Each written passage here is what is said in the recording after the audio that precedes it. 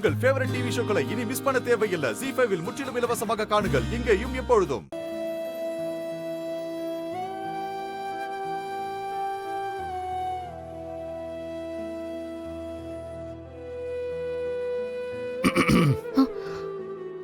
என்னாச்சுங்க? கிச்சனுக்கே வந்துட்டீங்க? இல்ல, எனக்கு தனியா உட்கார போர் அடிக்கதாதான்.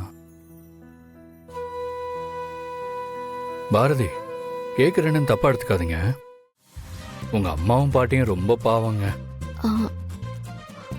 அவங்க எப்படி உங்களுக்கு? அவங்கள நீங்க பாத்தீங்களா? எங்க இருக்காங்க? எங்க இருந்தா என்னங்க, அவங்கள ஏன் வீட்டை விட்டு போக சொன்னீங்க? அன்னைக்கு எனக்கு சாப்பாடு எடுத்துட்டு வந்ததுக்காக இவ்வளோ பெரிய தண்டனை கொடுக்கறதெல்லாம் ரொம்ப ஓவருங்க. அப்ப என்ன கேட்காம என் விருப்பம் இல்லாம அவங்க என்ன வேணாலும் பண்ணலாமா? நான் அப்படி சொல்லல. அதான் இப்ப நம்ம 2 பேரும் ஃப்ரெண்ட்ஸ் ஆயிட்டோம்ல. ஒரு ஃப்ரெண்டுக்கு சாப்பாடு கொடுக்கறது தப்பு இல்லைல்ல? இன்னைக்கு தானே நீங்க எனக்கு ஃப்ரெண்டு, அன்னைக்கு இல்லல்ல. ஆனாலும் அவங்க அப்படி செஞ்சது தப்புதான். உங்களை புரிஞ்சுக்கவே முடியலங்க. இன்னொரு விஷயம் சொல்றேன், அதையும் தப்பா எடுத்துக்க கூடாது. சுதாகர் உங்க பர்சனல் லைஃப்பை பத்தி சொன்னாரு. தப்பு உங்க மேலேயா ஹஸ்பண்ட் மேலேயான்னு சத்தியமா எனக்கு தெரியாது. ஆனா உங்க குழந்தைங்கள மைண்ட்ல வச்சு சொல்றேன். உங்க ஹஸ்பண்ட் கிட்ட பேசி சமாதானமா வாழ பாருங்க. நீங்க எடுத்த முடிவும், நீங்க இத்தனை நாளா அவர் இல்லாம வாழ்ந்த வாழ்க்கையும் உங்களுக்கு சரியா தப்பான்னு தோணலன்னா அது பரவாயில்ல, அதை விட்டுருங்க.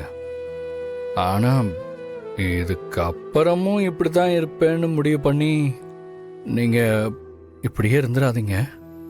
ஏன்னா இதுல உங்க சந்தோஷம் மட்டும் இல்லைங்க, உங்க குழந்தைங்களோட ஃபியூச்சரும் இருக்கு. எல்லாமே இதுல தானே இருக்கு.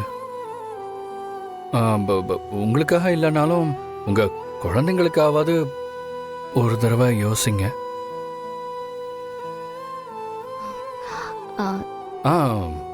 நிறைய தடவை யோசிச்சுட்டேன்னு தானே சொல்ல வரீங்க? சரி, எனக்காக இன்னொரு தடவை யோசிங்களேன்.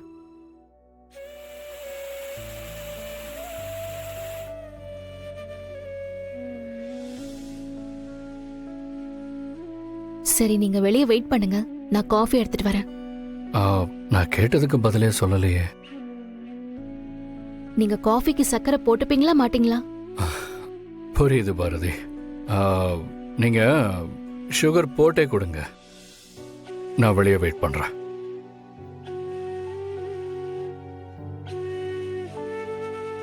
ZEE5 ஆப்பை டவுன்லோட் செய்து அனைத்து எபிசோடுகளையும் இலவசமாக பாருங்க.